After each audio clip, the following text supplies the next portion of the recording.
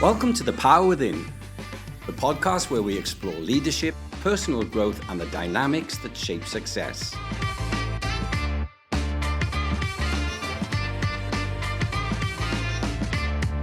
I'm Keith Power, and each week I sit down with inspiring individuals who share insights on leading with impact, building resilience, and unlocking potential. Through their experiences, we'll uncover the mindset and strategies that drive meaningful growth. Whether you're looking to evolve as a leader or gain new perspectives, this podcast is here to guide you. Kate Waterfall-Hill is a seasoned leadership coach with over 30 years experience, guiding CEOs, founders and leaders toward achieving their goals with confidence and purpose. As we explore more stories of resilience, growth, and the power of determination. Her journey began in the 1990s at a boutique marketing agency. And by the age of 29, she became the managing director of a flourishing PR and marketing firm in the UK, securing high-profile clients such as Vodafone, Virgin, and Ford. In 2007, Kate launched her own consultancy, focusing on business improvement, growth strategies, and people management. In 2023, she created the viral character Linda, the Bad Manager, using humor to highlight poor leadership practices and encourage self-reflection. Her videos have garnered over 150 million views, and she has amassed a following of over 200,000 across multiple platforms. So Kate, I've been a follower of Linda the Bad Manager from her creation. It was therefore surreal to see you in a video call as Kate, not Linda. So let's start with the woman behind the disguise. You've led marketing firms, coached CEOs, and gone viral as Linda. What's the thread that runs through all of these chapters? I would say probably a sense of humour. I like to bring that even to the boardroom because, boardrooms don't have to be boring. And actually, we spend so much time working. I know it's a pretty well-worn phrase, but it seems a shame to me not to enjoy it. And for me, business particularly, but running any sort of organisation is just fascinating. To me, it's like watching a great Netflix box set. I just can't wait to see what happens next. And of course, with the business, hopefully you don't get to the end. You carry on going and it carries on getting better. Well, it depends. It might just be a takeover or a sell-off or whatever as well. True. But I quite often say to people when I've coached them for, say, 6 months, do keep in touch and tell me what happens next. And you can see them sort of thinking, oh, I bet she says that to everybody. And I do, because I actually genuinely mean it. I really, really want to know what happens next. I'm fascinated by it. But having a sense of humour, and I don't mean cracking jokes and being slapstick, I just mean seeing the lightness in things, seeing the positive side of things, and remembering we're all human, I suppose, that's the thread through it all, yeah.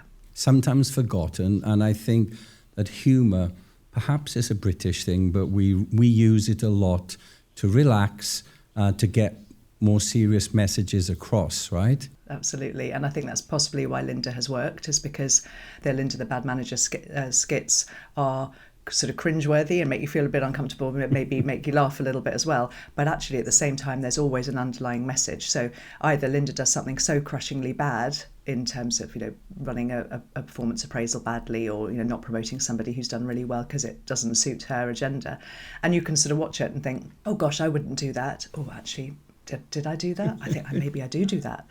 And then, hopefully that's why people then pick up the phone and ask me to coach them to not be like Linda. Having said that, what I recognise in most of your skits is that I've seen versions of that person over the years in different organisations.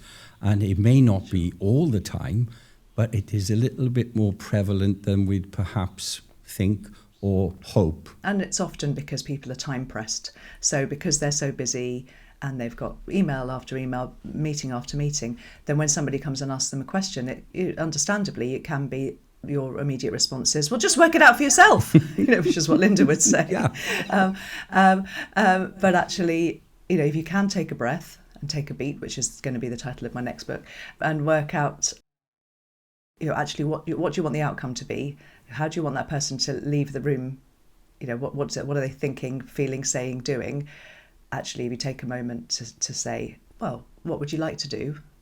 Or some other sort of coaching style question, takes you just as long as biting their head off.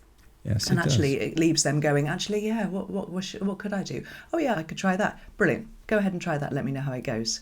And you've had the same 30-second conversation, but left that person not feeling wounded. Very different, right? You made a similar transition to me from business into coaching.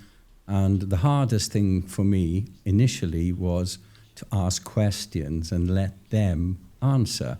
But it's the most powerful thing, the most powerful tool that we have in our bag. And I wish I'd used that a little more through my career rather than just telling, showing, etc. It's a key part of going from individual contributor who's excelled well enough to be made a manager to being a manager that becomes a leader. Yeah.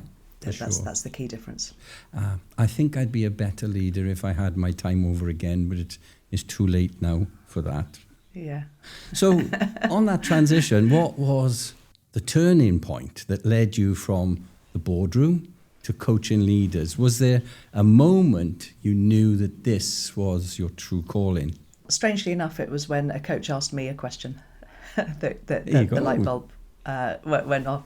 So I was doing a group program, and the question was, what do you enjoy most, and how are you going to do more of it? At the time I'd been the MD of the marketing agency, then I had another 15-year stint of being a consultant, and I've been working alongside CEO founders in lots of different companies, mostly agencies and consultancies. That's my experience and my sweet spot, and helping them run their businesses. But it was more and more HR consultancy, because that's where the need was. That's where the fires were. They needed putting out. Always. So I was doing a lot of HR consultancy, and I'm quite good at that. I'm quite, good. Funnily enough, quite good at listening, quite good at nurturing talent.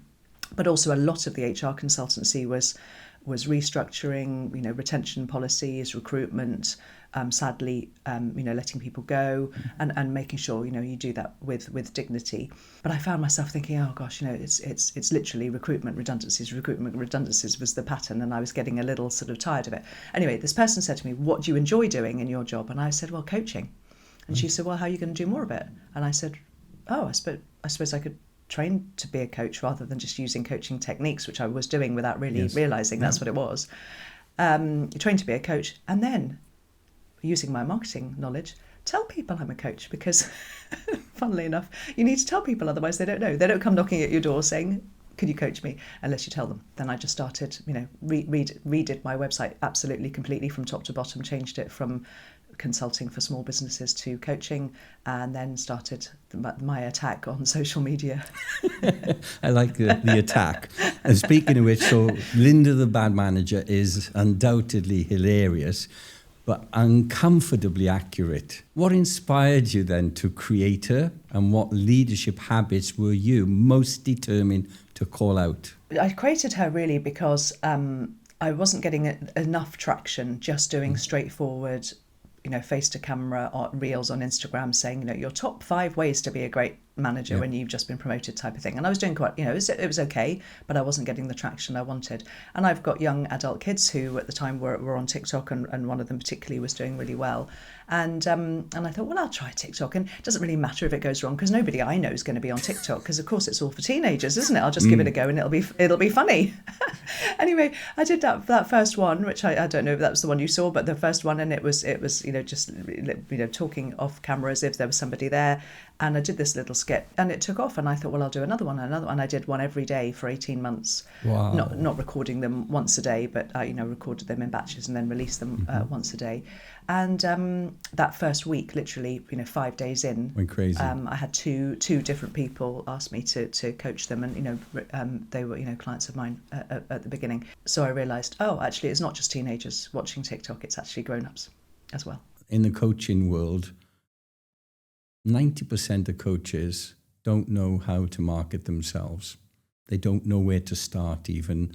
They train, they're good at what they do, they go by word of mouth, and then it dries up, and they really don't know. Perhaps that's a future business for you and I to get into, helping market other coaches. Humour, we spoke about, but it can be a risky tool in leadership, especially cross-culturally. If it's done wrong, it backfires. How can leaders then use it well, and where have you seen it go badly? I think having humour in business can work, as long as you know the person well. So you've got a relationship with them already, you know what's going to work and what isn't going to work. And being mindful of, as you say, cultural sensitivities and also generational sensitivities. There are things that somebody my age might think's funny and somebody a different generation won't.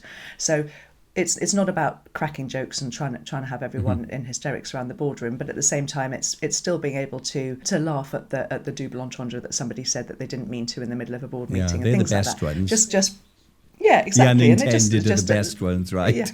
Yeah, exactly. And the ones that lighten the mood, but aren't at anybody's expense. And I think that's the thing. So, whilst I use humour all the time, and I literally can't help myself, I don't do it at anybody's expense. So I'm mindful that I don't want to make anyone feel smaller. And that's not what it's about. So the reason that there's so much material for Linda is because it's so easy to do. It's so easy to make these little mistakes, but to make them humorous, it tells everybody that it's okay, that I get it, and we've all been in that boat. I've made the mistakes that Linda makes. You said earlier on in the introduction about my disguise. I don't wear a disguise. And so that's why people get confused, because they think this is Linda and this is Kate, so they get a bit confused when I turn up. So I've just started more recently wearing glasses when I'm being Linda. And a beard. I've seen your beard as well. Oh, you have seen me wearing a beard. That's not me being Linda. That's me being Linda's boss, William. And also I have a ginger hair with a darker beard, who's Linda's sidekick, Jason. So those are filters. I just need hair. Clever, doesn't matter what colour. Yeah. You just like to borrow some. Well, if you go on TikTok, you can put yourself in a filter. Just put a filter, put handsome man in. No offence. Hey, come on. You'll find it. What do they say? The impossible we can do now. Miracles take a little longer. Yeah. Well, you would be amazed. And I can spend quite some time doing lip syncing to a filter. I don't publish them, but I just do them just for fun. No, you should. That could be a side thing. Anyway, and I'm afraid of saying this because every time I speak to you, it goes up. But the last time I looked, 150 million views is more than just a viral moment. It's a movement, right? What's the most surprising reaction you've had to Linda's videos? Well, I quite often get people book in introductory calls with me, and I still can't get used to it when they pop up on the screen and I say, "Hi, how are you, Keith? Where are you calling me from today?" Which is usually my opening question, because they are literally global. I get people calling me from everywhere. I'm going to guess 20% of my calls, the person will go, "I can't believe I'm talking to you. I can't believe we're actually having a phone call between you and me, and I've seen you on TikTok or on Instagram or wherever, YouTube." And I can't quite get over that myself. So I'm a bit giggly because they're a bit giggly, and that's always funny. So that's probably the most surprising one. But a serious one would be how many people Linda's affected. I was going to say touched, but I didn't mean that. I don't want to. The double entendres are in already. You know what I mean? Exactly. Who I haven't actually worked with, but they've just seen the videos, and it's made them realise that they're working in a toxic environment with a boss like Linda, and actually they've maybe tried to take some action because we've all got a bit of agency. We can hopefully speak up, go and speak to somebody else, have an open and honest conversation with your bad manager boss. You don't need to be rude to them and say you're a bad manager, but you could say, "Hey, do you know what would help me, be the best I can be? What you could do to help get the best out of me would be if you gave me a really clear brief," for instance. That's a good one to say to a manager that's not very, that's over controlling, for instance. So I've had a lot of people who message me saying, "Thank you for doing what you do on Linda. Although we haven't worked together, watching your videos has made me realise and open my eyes, and I've actually left that business now, and now I've got a great manager in my new place, or I've left and I've started up my own business." And so it's really amazing the effect that these little skits have on people. Yeah, really good, and it sort of brings a tear to your eye. Some of the messages I get are really quite moving, but also really so sad. The trauma that people go through just because their manager is awful. And we have a huge responsibility as managers and leaders to take that seriously. And if you think about it, the people we lead, they are likely to talk about us at home. They're likely to sit around their dining room table and say to their families, oh, I've got this, fill in the gap, great boss, bad boss. They're more likely to talk about the bad boss than the good boss at home, frankly. Potentially, because it's probably having more of an effect. Unless you're exceptionally good. And then that's the best of all. Yeah. But the middle ones no one talks about. Probably not. The bosses that have an impact on the individuals, they're talking about them at home. And then if you imagine your team's kids go to school and say, oh, my daddy or my mummy has got a great boss or this awful boss called Keith. And they'll know your name. Yeah. You know? Oh, for sure. And that you know, whereas you know, our families probably don't know all of our team members' names. You might have heard of the troublesome ones, or the great ones. So that responsibility, we need to bear in mind. In my opinion, anyway. Behind the satire, though, there is this serious insight. What do Linda's fans and critics misunderstand about what you're really trying to say? Occasionally I get a message saying, it's all very well you doing these funny skits, but you know, a manager's life is difficult. Why don't you do something that's helpful rather than taking the mickey out of us? And then I gently show them the way to... I have a free podcast. I have a Linda skit first, and then me, explaining the situation and what you could do instead. And, you know, I have a newsletter, I have a intentional leadership guide, all free resources. And then obviously you can upgrade to buy my book. I should show it to you, shouldn't I? Yes, you should. Absolutely. Here we go. There's my book. and the podcast is also called How to Lead. And that's the name of your podcast too, right? Yeah, it's called How to Lead with Kate Waterfall-Hill, because there's a couple, I think, of How to Leads. But so for those of our viewers and listeners, How to Lead, Kate Waterfall-Hill, the book and the podcast. Right? Perfect. We got that in. I'm glad we did. You've coached leaders across all industries.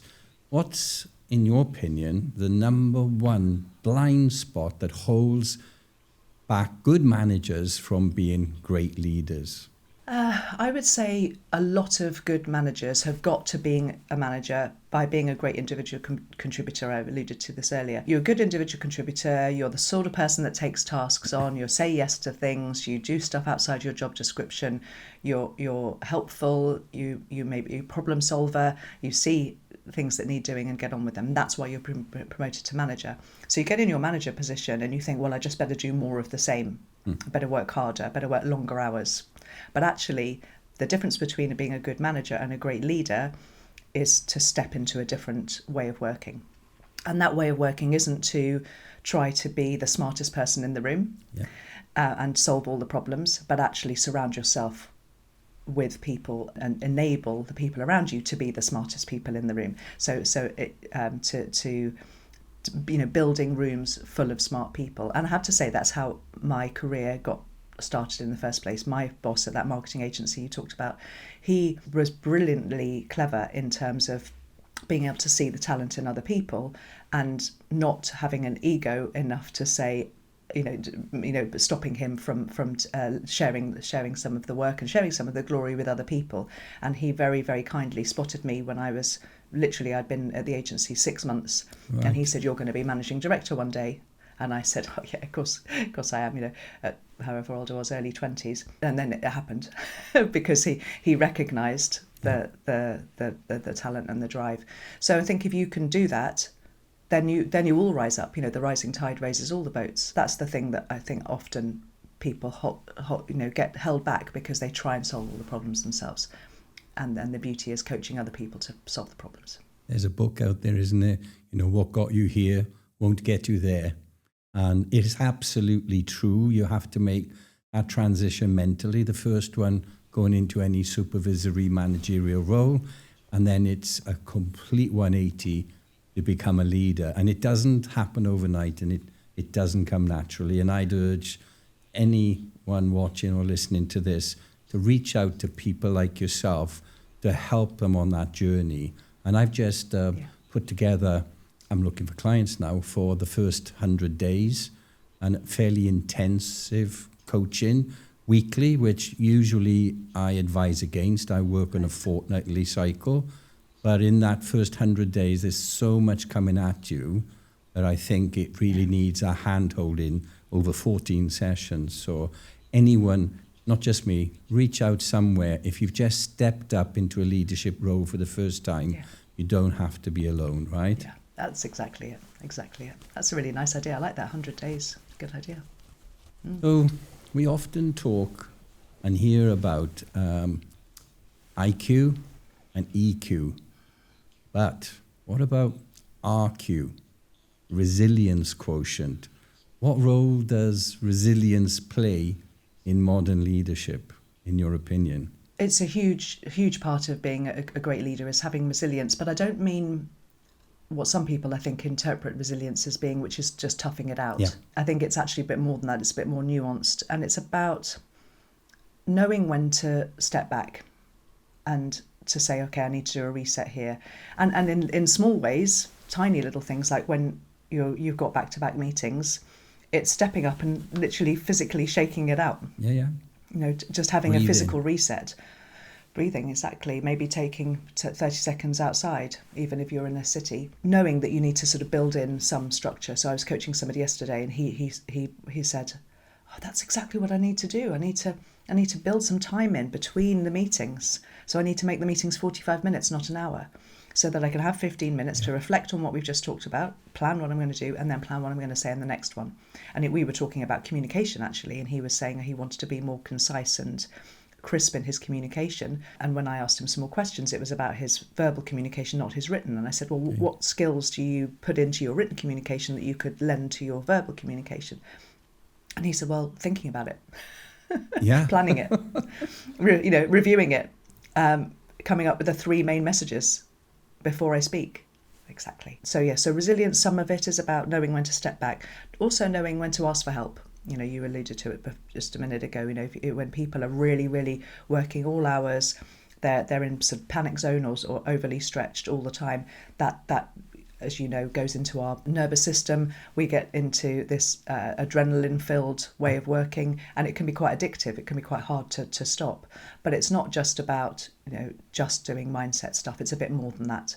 So actually changing tack without losing direction, without losing your humanity, and remembering that you're human and that you need to sometimes pause. But also ask for help, whether that's whether you need therapeutic intervention or support from a coach or support in some other way.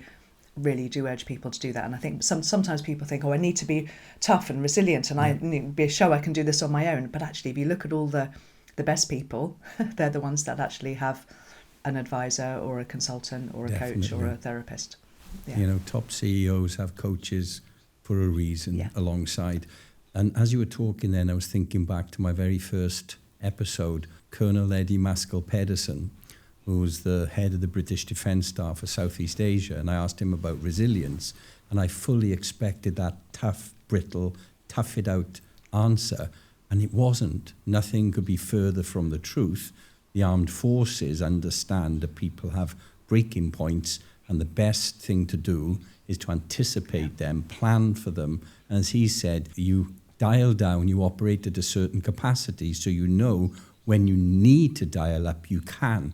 But if you're running on full adrenaline, there's nothing else. The tank's empty. There's nowhere to go, right?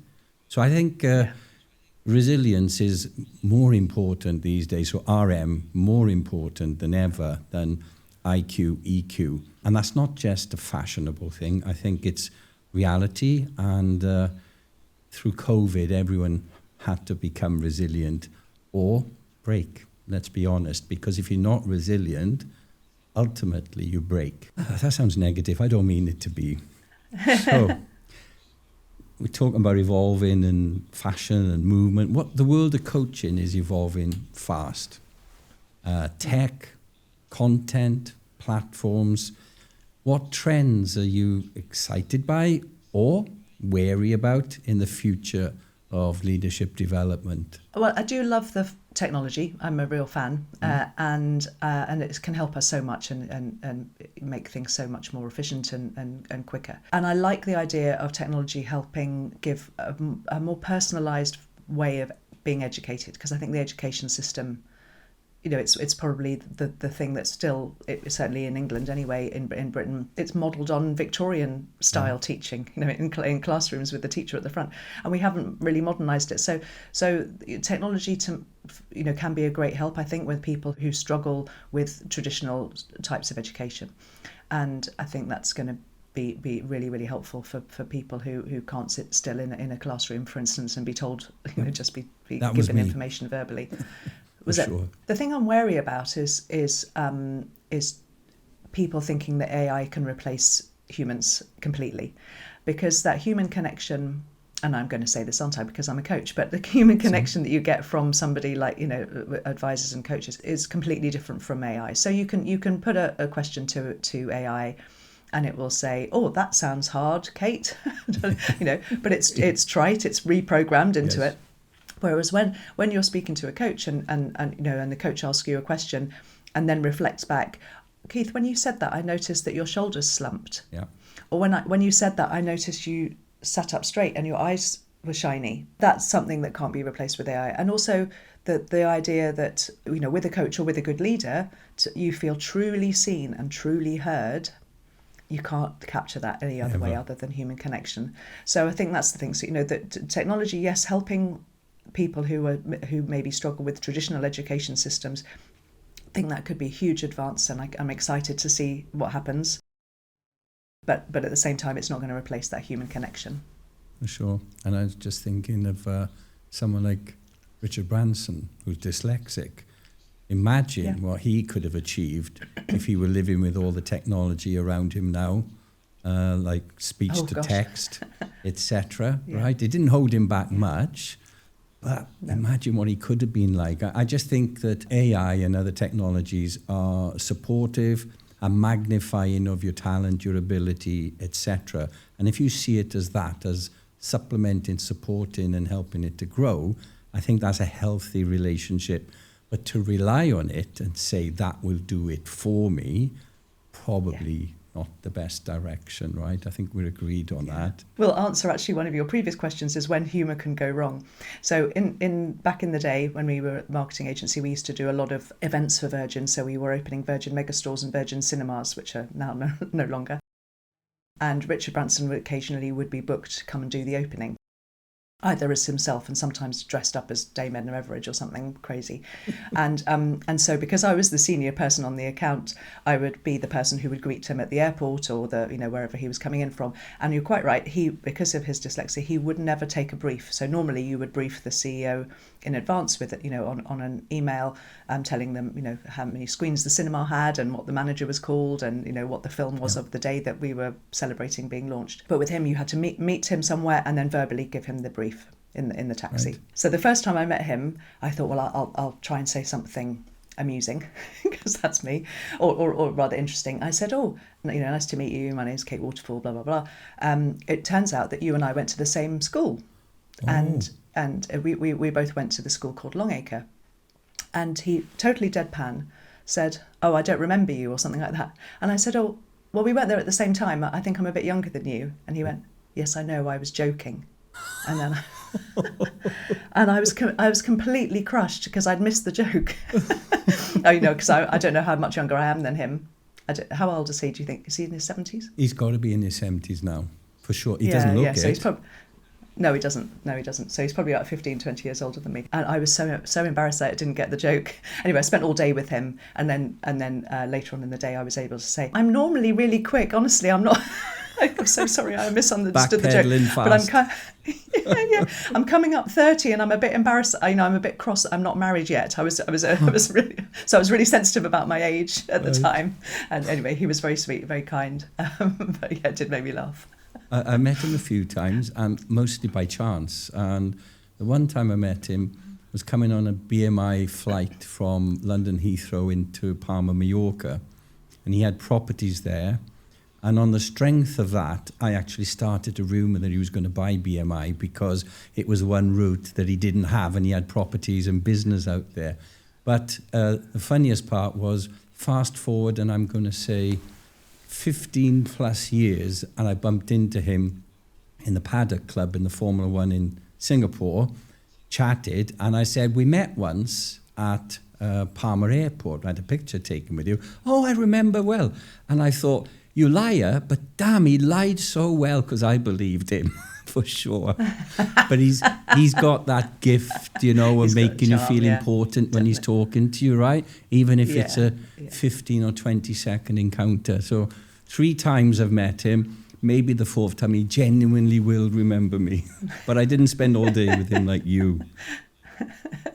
So, hilarious. What's something you believe deeply about leadership that others perhaps don't necessarily agree with? What's your unpopular opinion then that's proven for you time and again? I think a lot of leaders think that they need to be tough. Right. And they need to tell people how it is and show people the way and make the decisions and solve all the problems, as I said before. But actually, my view is that yes, there is a space and a definite need for authority, for taking responsibility, for showing people the way, for being the visionary. But there's also a real need for kindness and empathy and that human connection. And I think a lot of people think, kindness, like people pleasing, it's too soft. Yeah. It's it'll get in the way. But actually, kindness can be really helpful. Can I give you an illustration? Of course. So I was coaching a woman who had been appointed as the managing partner of a law firm. So she was new into she was being recruited into the firm at that level.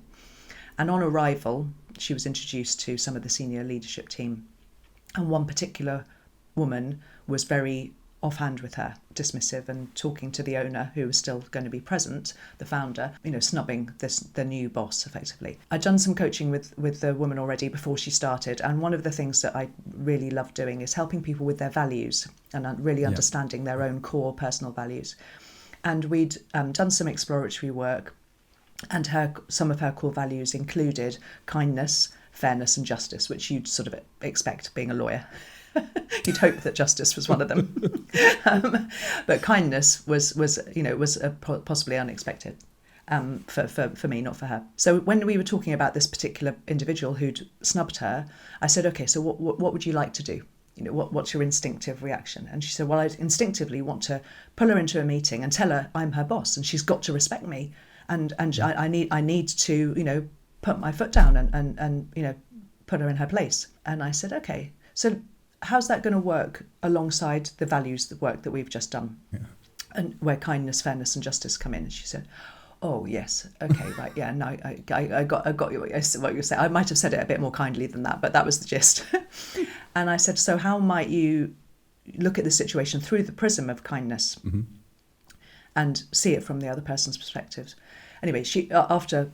I'm summarising an hour coaching session here, she recognised that the other woman was probably feeling prickly because maybe she didn't get offered the chance to go for the managing partner job.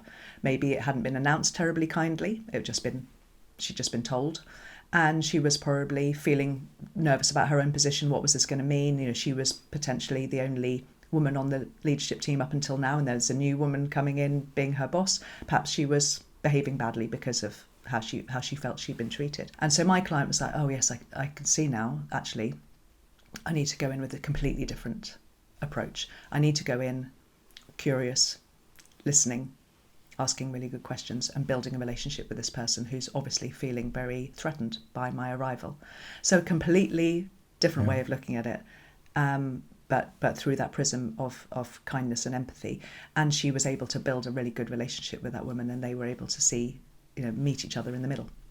The outcome was undoubtedly better than if she'd gone in her first way. Definitely. I'll steal anything to use, I have to say, so I would steal that in the future. I don't know if you've ever seen, it's called The Last Lecture, Randy Pausch, and he was a supremely talented professor. All of the Disney animators were trained by him, And he was really at the very top of the tree, but so arrogant, absolutely arrogant. And in his last lecture, the last lecture is, he knew he was dying and he was delivering what was going to be his last lecture. But that actually swamped around the place, and hundreds came to watch, hanging on the rafters, and he had a good reflection of his life.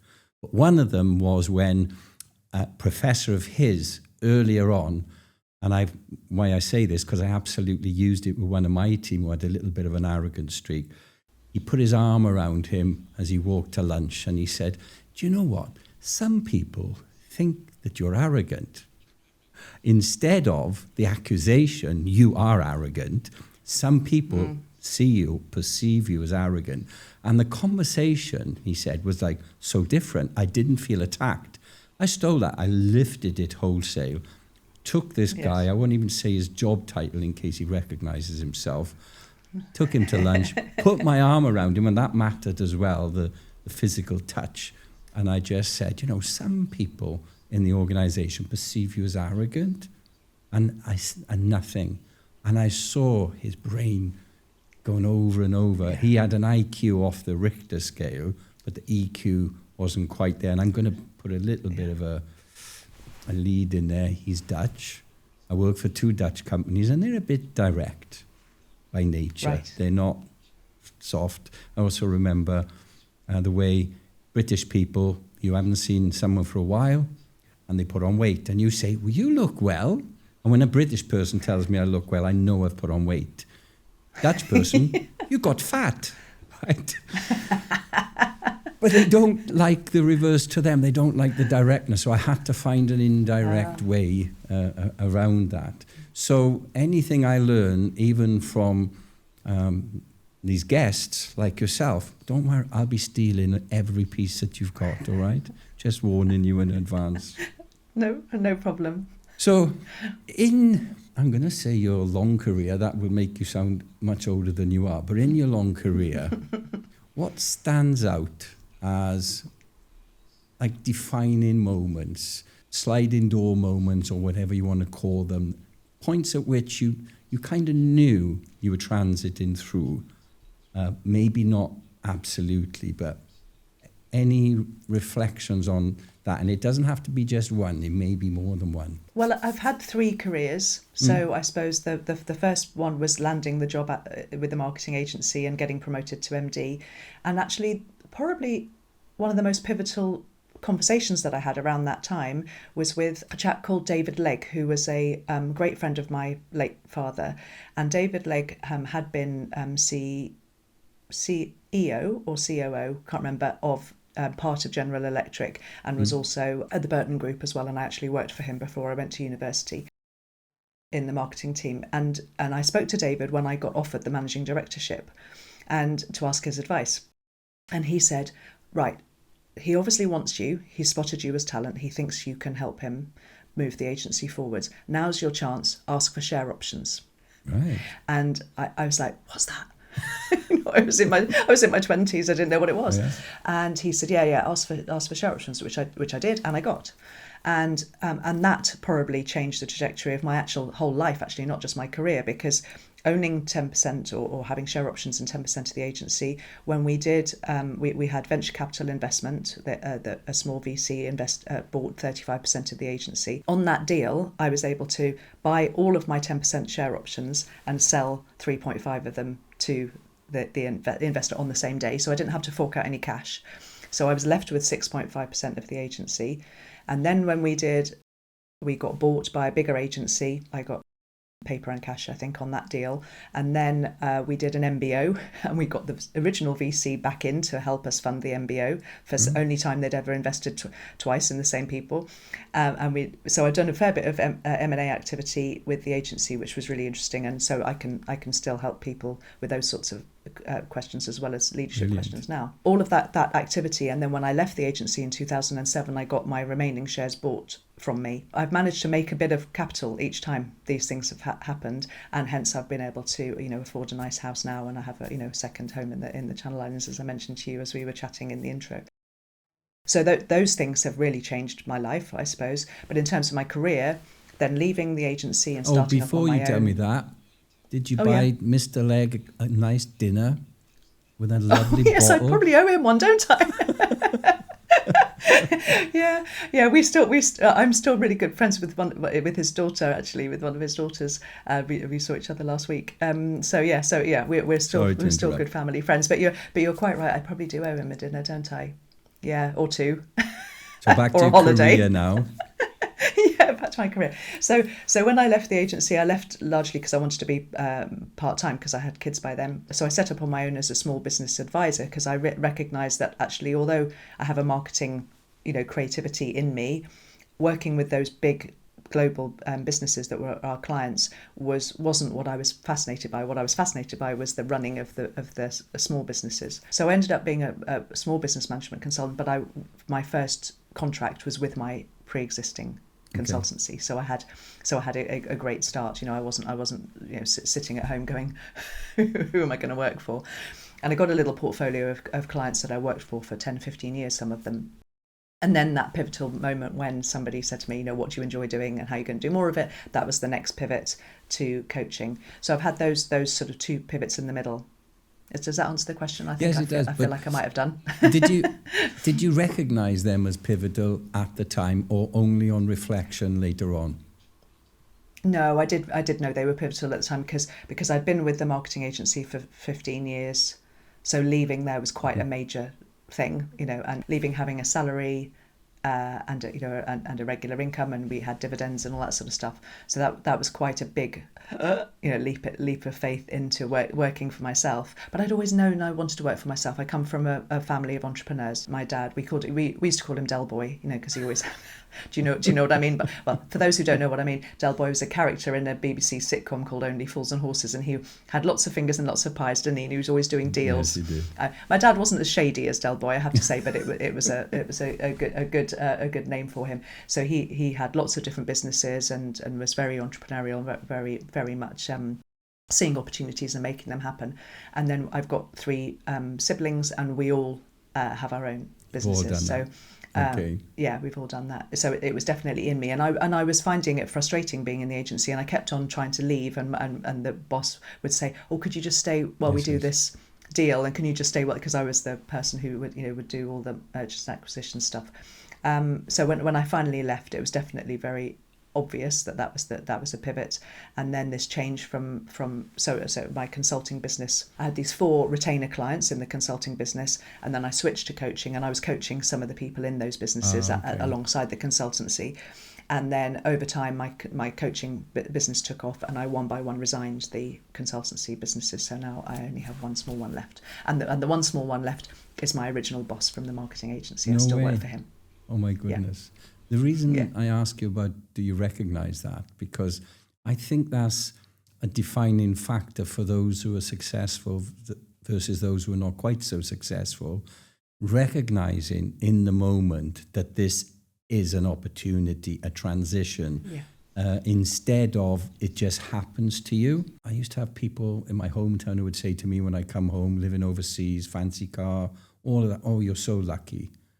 And you make your luck, and everyone is lucky. It's just a question of, will you take the leap?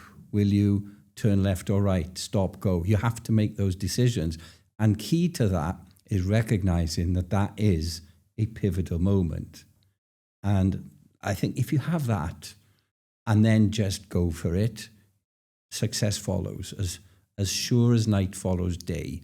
And one of our other guests, Riaz Mehta, who's a multiple entrepreneur in TV production mostly, he said, "There's no such thing as failure. It's just a learning on the road to success." And if you have that mindset and have that wherewithal to recognize an opportunity and go for it, you will get successful. And I don't accept any arguments about people saying, "Oh, but not me because I'm from this background or this." I come from a council estate background. I'm proud of it. But these are, I think, the factors that are key to success. And it was that's why I wanted to ask you and see what you said. And you had in your 20s and your 30s that wherewithal to know this is pivotal, this is changing, and I'm going to do it. Yeah. Because you have to do two things, recognize it and do it, right? Yes, absolutely. And that's the self-awareness is quite a major part of being a good leader as well, isn't it? Just to be able to say, actually, the way I'm showing up today, how's that going to influence the people around me? How's that going to influence how my business goes? And what do I need to do to make sure that the outcome is positive? For sure. And similarly, you've got your own podcast. In these podcast interviews, it's the interaction of the two. But I'm the one responsible, sitting as the host, to direct this, to try to bring the best out from you. That's my role today, right? And I think we do that. One other question. I haven't given you any briefing about this. Do you practice Linda the Bad Manager in the mirror? Well, the beauty of recording on TikTok is obviously that you can record it multiple times and you can edit it. But actually, some of the best ones are first takes. Some of the best ones aren't scripted either. So some I script, some I just think, oh, I've got an idea, and I just go for it. So I really do enjoy doing it, and I spend probably about a third of my time making content. You were saying before about lots of coaches don't know how to market. I spend a lot of time doing it, writing newsletters. I've got a LinkedIn bulletin. I've got I'm just about to do a blog as well to improve the SEO on the website. I then make the podcast, which is just me. Excuse me, I don't have guests because it's enough of a handful having Linda there. She's fine. Predictable. And, yeah. She, at least I know what she's going to say because it's been recorded. I spend a fair bit of time putting content out in order to help people know that I'm the right coach for them, and that's the way to do it, isn't it? People need to, that old traditional model of marketing, I think, is probably still valid, of know, liking and trusting you before they take a step. For coaches out there, did you hear that? 1/3 of the time creating content. It's not all about introductory calls and getting payment, okay? And it's really, I think even when I came into coaching, I thought that I would spend 80% of my time on coaching, but I spend less than 20% of my time on actual coaching, and the rest on it. You can call it marketing if you will, podcasting, writing blogs, all the other things. I'm not comfortable doing TikTok. I'm not as talented as you are, that's for sure. 100% I'm not going there. We've arrived at a similar destination, not the same, but similar, but from very disparate directions and backgrounds, right? And you still look far better. And I said as we started this off and before we recorded, you look radiant. You said, I've just been on a walk, right? I thought it was fantastic makeup. Yeah, did we work out we were the same age? I'm older than you for sure. How old are you? I'll be 65 in December. I'm a lot. Oh yeah, you are older than me. A lot older than you. And today, actually, I'm glad this is on today. It's usually a difficult day for me. It would have been my mother's birthday, her 91st birthday. Aww. And I've spent the day focusing on positive things and working. And, 4 years after her passing, I wouldn't say it's easier, but I know how to cope with it better. But having a conversation like this absolutely makes it, for sure. Yeah. And I know with my mother's sense of humour, she would have loved this interview, and she'd have loved Linda the Bad Manager, actually. Yeah, it's a strange old thing, isn't it, when you lose your parents? Because I've lost both of mine. Same. And yeah, it's a strange thing because when something great happens, like I got a in-person workshop confirmed yesterday afternoon that I've been hoping to get, and I was so excited about it, and that would definitely be the sort of thing that I would have told. Yeah. I would have told my mum because of the subject matter, because it's to do with horticulture, and she was a great gardener. Okay. And I would have told I would have told my dad because of the business element of it, and he would have, he was my sort of business person that I would speak to about the highs and lows of business, and he was so interested and would have good advice, and I suppose he was a bit of a coach without knowing, and so without them to tell, it's I sort of think, and they would have loved to have seen our grown-up children, I say grown-up, young adult children. One of them going to university and graduating last summer and getting a job and living independently and all those sort of milestones that you don't get to share with them, but then I get to share them with my friends and with my husband and with my siblings as well. Yeah, so that's always different. Good. Yeah. My sister said to me yesterday that with the success of The Power Within, that walking around our town, 60,000 people, ex-mining town, everyone knows everyone. She said it would have taken me 5 hours to walk around the town with my mother telling everybody about my success. You miss that, all right? And it's not the same. Yeah. And unlike you, I might be much older than you, but I have children much younger than you. My youngest is 7, and my oldest turns 44 tomorrow. Wow. Well, that'll keep you on your toes. For sure. Funnily enough, our eldest's birthday's tomorrow as well. No way. Yeah. How old? Funny. Yeah. They're going to be 22. 22. And so double for my son. He's 44 tomorrow. So any last snippets of advice that you'd give? Let's tap on what's become your specialty now on TikTok for coaches or anyone else who is afraid of creating. Any advice that you might give them about TikTok? I really love that question, actually, because it reminds me of something you said earlier that I was going to jump in on and I didn't, which is a lot of people I meet who, because I'm in a coaches mastermind with 5 other coaches, and a lot of what they say that holds them back is perfectionism. So they are waiting to do something because it's not quite the right time, or it's not quite perfect yet, or they need to refine it a little bit more, and they're spending hours and hours and hours on editing things and making things perfect and having a whole load of content ready before they launch their new podcast or whatever it is. And I'm a procrastinator. Basically, it just means that you do stuff as soon as you think of it, which is great because it means you take action. Yeah. And I'm very, very action orientated. Have you ever done a disc profiling? Yes, of course. Do you know what I mean by okay? So on the disc profile, there's a circle, and if if you're at the top, then you're a very fast-paced action taker. Me. If you're at the bottom, then you're more steady and more detailed and more methodical.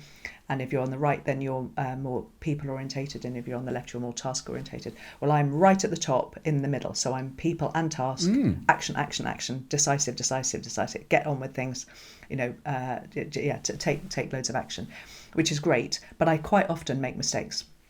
But as you said earlier, to my mind, that's how you're learning. You're learning what works and what doesn't work. So I just think I'm going to just do it. And if it doesn't work like that, I'll tweak it. And if it doesn't work like that, then I'll change it. And if it doesn't work like that, then but if it does work, hey, great, fantastic. The beauty of TikTok is instant feedback, right?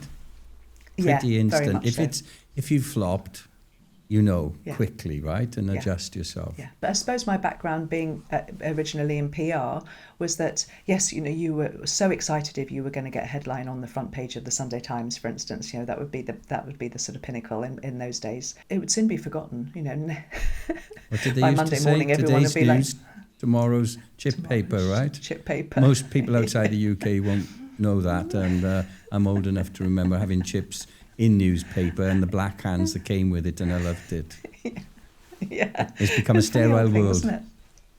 Yeah, it has. Yeah, it's all polystyrene now. So TikTok's very, very much that. You sometimes I put something out there and I think, to be honest, sometimes there's a tiny bit, I wouldn't say fillers, but they are, just silly little snips.